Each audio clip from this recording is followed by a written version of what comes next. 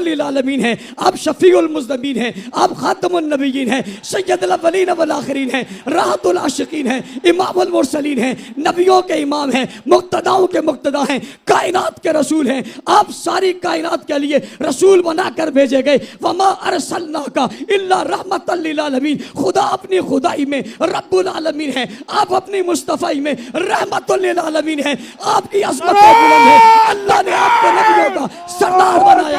کافر کافر قادیانی را کافر، کافر کافر قادیانی را کافر، সংসদে আইন চাই, নবীর পরে নবী নাই, রাষ্ট্রীয় আইন চাই। নবীর পরে নবী নাই।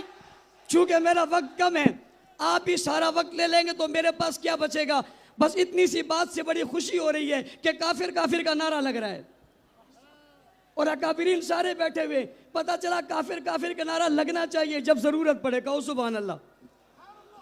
جناب من، مجھے ایک ساتھی یہاں کہہ رہے تھے کہ آپ نے کافر کافر قادیانی کہنا ہے۔ میں نے کہا میں جیسے ہی کافر کافر کہوں گا سامنے والا کوئی کچھ اور کہہ دے گا، پھر آپ کہیں گے اس نے نئی بحث شروع کر دی۔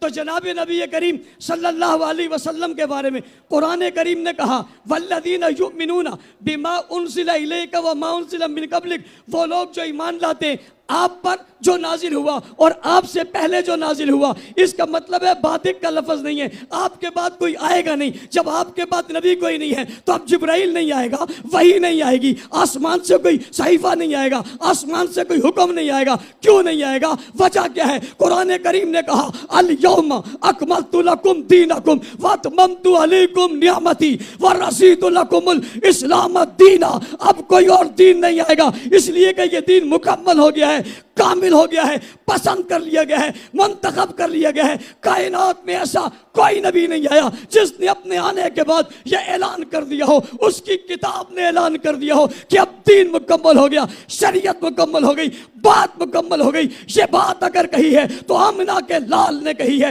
عبداللہ کے لخت جگر نے کہی ہے، ابو بکر عمر عثمان و حیدر کے پیغمبر نے کی ہے۔ جی ہاں، رقیہ زینب ام کلثوم اور فاطمہ کے ابا نے کہی ہے، حسنین کے نانا کے لیے قرآن میں آیا ہے، دین مکمل ہو گیا ہے، اب اس کے بعد کسی اور کی ضرورت نہیں ہے۔ قرآن کریم نے کہا ما کان محمد ابا احد من رجالکم ولکن رسول اللہ و خاتم النبیین۔ خاتم النبیین کا لفظ آپ کے لیے خاص ہو کر قرآن میں آ گیا ہے۔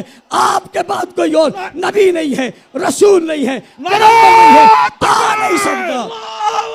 نعرہ تکبیر، اللہ اکبر، کافر کافر، قادیانی را کافر، کافر کافر، قادیانی را کافر، اگلی بات اللہ تکبیر۔ اگلی بات سمجھیے، حضور علیہ السلام نے فرمایا انا خاتم النبیین لا نبی بعدی، میں آخری نبی ہوں، میرے بعد کوئی نبی نہیں ہے۔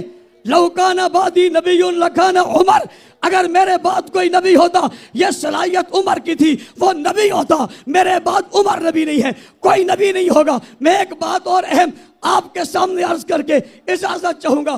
سوال پیدا ہوتا ہے حضور کے بعد نبی کوئی نہیں آئے گا، بھئی کیوں نبی نہیں آئے گا؟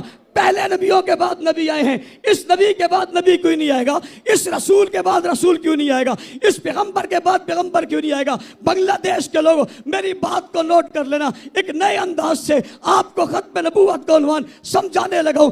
کوئی نبی نہیں آئے گا، کیوں نہیں آئے گا؟ کہ اب نبی کی ضرورت ہی باقی نہیں ہے۔ بھائی نبی تو تب آتا ہے جب نبی کی ضرورت ہوتی ہے۔ ضرورت کب ہوتی ہے؟ جب دین مٹ جاتا ہے، شریعت مٹ جاتی ہے، توحید کی بات ختم ہو جاتی ہے، رسالت کی بات ختم ہو جاتی ہے، سچائی والا کوئی نہیں رہتا، حق والا کوئی نہیں رہتا، اس پر اترنے والی کتاب محفوظ نہیں رہتی، اس کی بات پوری نہیں رہتی۔ پھر نیا نبی آتے ہیں، اور بابا میرے نبی کے جانے کے بعد تو کوئی چیز مٹی ہی نہیں ہے، بلکہ حضور پر اتری ہوئی ہر چیز محفوظ ہوتی گئی، بڑھتی چلی گئی، پھیلتی چلی گئی۔ جب حضور تھے تو 9 لاکھ مربع میل پہ اسلام کی بات تھی، پہلے خلیفہ آئے تو 11 لاکھ، دوسرے آئے تو 22 لاکھ، تیسرے آئے تو 44 لاکھ، چوتھے آئے تو بات 44 لاکھ پہ ہی۔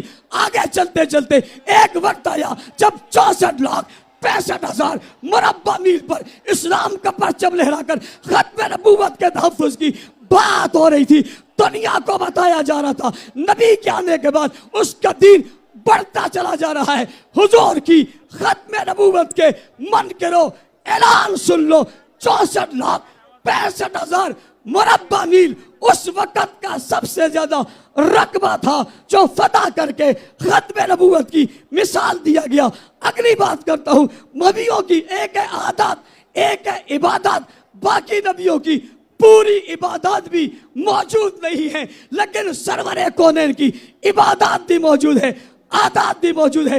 بچپن کا ذکر بھی ہے، لڑکپن کا ذکر بھی ہے، جوانی کا ذکر بھی ہے، شباب کا ذکر بھی ہے، کمال کا ذکر بھی ہے، روح کا ذکر بھی ہے، اولاد کا ذکر بھی ہے، خاندان کا ذکر بھی ہے، قبیلے کا ذکر بھی ہے، جنت کا ذکر بھی ہے، دولت کا ذکر بھی ہے، شہرت کا ذکر بھی ہے، کلمے کا ذکر بھی ہے. بھائی سونے کا، کھانے کا، اٹھنے کا، بیٹھنے کا، لیٹنے کا، دعوت کا، اہتمام کا، چراغ کا، جسم کا، قدموں کا، زلفوں کا، چہرے کا، قدموں کا، نالین کا، ہر چیز آج بھی محفوظ ہے.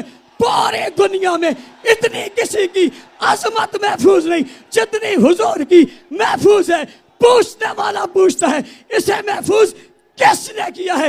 آخری جواب دے کر کہنے لگا ہوں اسے محفوظ کرنے والی شخصیات کا نام صحابہ ہے. کھل کر کہیے، ہاتھ اٹھائیے، صحابہ صحابہ صحابہ صحابہ صحابہ. ماحول بنائیے، وجد میں آئیے، ہاتھ کریجیے. ختم نبوت کے پہلے پہرے دار صحابہ، عزت رکھنے والے صحابہ، دین پہنچانے والے صحابہ، شریعت پہنچانے والے صحابہ. اللہ ہم سب کو ان کے نقش قدم پر چلنے کی توفیق عطا فرمائے.